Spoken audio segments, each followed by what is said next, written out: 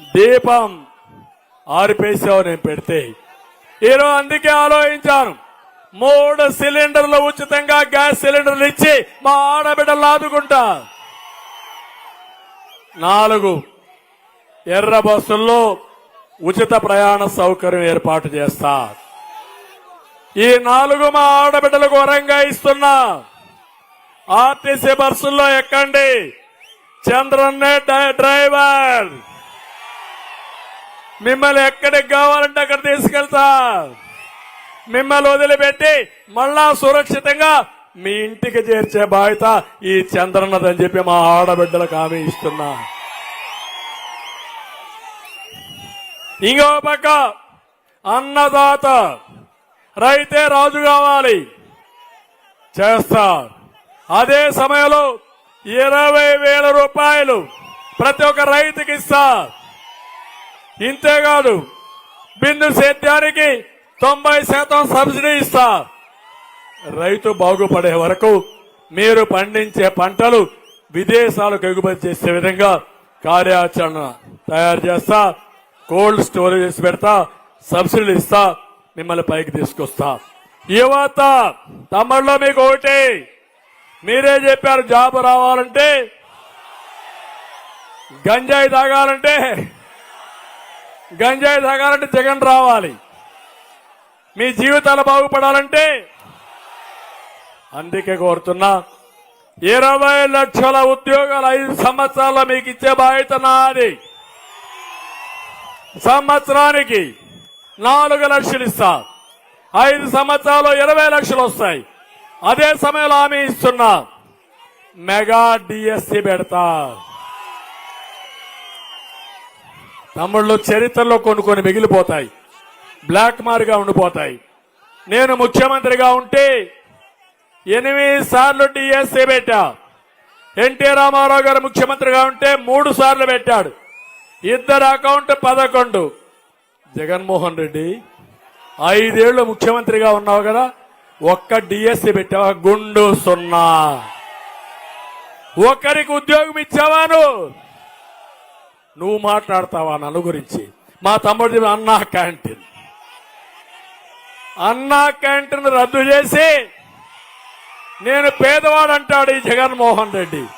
కాదు, నువ్వు పెత్తందారి. పేదవాడు తిండి తింటే భరించలేని దుర్మార్గుడివి. నీ ఎంగిల మెతుకుల కోసం మా పేదవాళ్ళు ఉండాలని ఆలోచిస్తున్నావు. కబద్దారి జరగదు. నా ఆశయం ఒకటి, పేదవాళ్ళందరినీ పేదరికం నుంచి పైకి తీసుకొచ్చి ధనికులు చేసే కార్యక్రమానికి నేను శ్రీకారం చుడతా. అది నా ఆశయం అని చెప్పి నేను మీకు తెలియజేస్తున్నా. 3,000 రూపాయలు నిరుద్యోగ భృతి ఇస్తాం. ఇంకొకటి చెప్తున్నా, కడపలో కూర్చొని గార్డెన్ లో ఫామ్ హౌస్ కట్టుకొని ఇక్కడి నుంచి ప్రపంచంలో ఎక్కడ గార్డెన్ పనిచేసే విధంగా వర్క్ ఫ్రం హోమ్ విధానాన్ని తీసుకొస్తారని యువతకు హామీ ఇస్తున్నా. బోరు కొడితే మండల హెడ్ క్వార్టర్లో ఒక వర్క్ స్టేషన్ పెడతాం. ప్రొద్దుటూరులో బ్రహ్మాండంగా ఒక ఐటీ పార్కే క్రియేట్ చేస్తాం మీకోసరం. మీరు ఆఫీసులో కూర్చొని పని చేయొచ్చు, కొన్ని కంపెనీలు వచ్చి వాళ్లే పెట్టుకోవచ్చు. అలాంటి సౌకర్యాలు ఏర్పాటు చేసే బాధ్యత నాదని మీ అందరికీ హామీ ఇస్తున్నా. ఆంధ్రప్రదేశ్ రాష్ట్రాన్ని ప్రపంచానికి అనుసంధానం చేస్తాం. ఈ విషయం కూడా మీరు గుర్తుపెట్టుకోండి. అదే మరిగా ఇంటింటికి మంచినీళ్ళు ఇస్తాం. బీసీలకు 50 సంవత్సరాలకి పింఛన్ ఇచ్చే విధానం తీసుకొస్తాను. పింఛన్లు పెట్టింది మనమే, 200 2,000 చేసింది మనమే. ఈ రోజు హామీ ఇస్తున్నా, అది 4,000 రూపాయలు చేస్తున్నాం. ఇంటి దగ్గరనే మొదటి తారీఖున 4,000 ఇచ్చే బాధ్యత నాది. అంతేకాదు, ఎప్పుడన్నా ఒక నెల బంధువుల ఇంటికి పోతే, బయట పోతే 3 నెలల వరకు మీ పింఛన్లు ఇచ్చే బాధ్యత, 3 నెలలు తీసుకోకపోతే 12,000 ఒకటేసారి ఇస్తాం.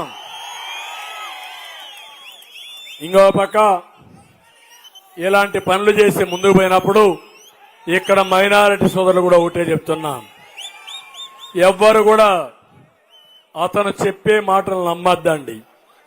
జగన్మోహన్ రెడ్డి చేసేది అవినాష్ రెడ్డిని కాపాడుకోవడానికి పూర్తిగా మైనారిటీ హక్కులు కూడా అమ్ముకునే పరిస్థితికి వచ్చాడు.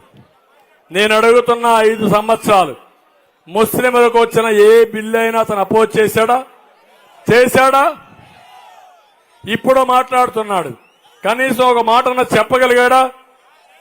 నేను తెలుగుదేశం పార్టీ ఎన్డీఏ 1లో ఉన్నాం, 2లో ఉన్నాం. ఎప్పుడైనా మీకు అన్యాయం జరిగిందా? 4% రిజర్వేషన్లు కాపాడామా లేదా? ఆజ్ హౌస్లు కట్టించావా లేదా? ఉర్దూ 2వ భాష చేసావా లేదా? మీకు రుణాలు ఇచ్చావా లేదా?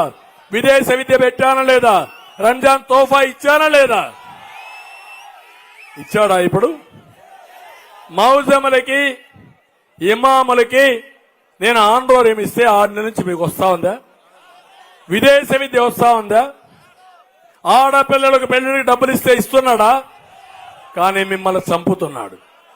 అబ్దుల్ సలాం ఇలాంటి వాళ్ళని చంపి మైనారిటీస్ కి అస్థిరత లేకుండా చేసిన దుర్మార్గుడు ఈ ముఖ్యమంత్రి. ఇక్కడే సామాజిక న్యాయం గురించి మాట్లాడుతున్నాడు జగన్మోహన్ రెడ్డి. ఇక్కడే మాదిగలున్నారు, మాదిగ దండోరా ఉన్నారు. 97లో ఏబిసిడి కేటగరైజేషన్ తీసుకొచ్చిన పార్టీ తెలుగుదేశం పార్టీ. ఇప్పుడు ఎన్డీఏ కూడా ముందుకు వచ్చారు. మేము కూడా ఏబిసిడి కేటగరైజేషన్ ఇస్తామని. నా ఉద్దేశం ఒకటి, మీరందరూ గుర్తుపెట్టుకోవాలి. అందరికీ న్యాయం జరగాలి, సమన్యాయం జరగాలి. సమాజంలో జనాభా దామాషా ప్రకారం ప్రతి ఒక్కరికి న్యాయం జరిగితే ఆర్థికంగా, రాజకీయంగా, సామాజికంగా మీకు న్యాయం చేయడమే నా ప్రధాన ఉద్దేశం. తప్పకుండా మాదిగలను ఆదుకుంటాం, ముస్లింలు ఆదుకుంటాం, 4% రిజర్వేషన్లు కాపాడుతాం. అన్ని విషయాలు నేను ముందుంటానని చెప్పి నేను మీకు తెలియజేస్తున్నా.